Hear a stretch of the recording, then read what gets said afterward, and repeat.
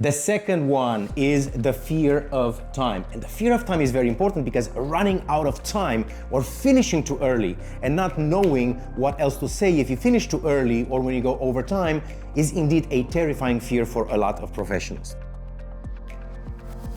The second thing, we see this happening with people who go on the stage, on large stages, and suddenly they have to deal with the show production element of it, and they have a timer, but that timer counts backwards. It's a countdown clock, which completely freaks people out because when they rehearse, they do not rehearse with a countdown. They rehearse with 0 to 7 or 0 to 30, right? So how do you work with the fear of time? Well, there's specific aspects there where we look into your content in rapport with the amount of time, in rapport with the audience.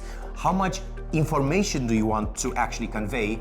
And I'll tell you, one of the biggest problems that people make is that they actually prepare content for the entirety of the time they have allocated. So as a result, they go over time, or they start freaking out, they speak very fast, nobody understands, and they finish early.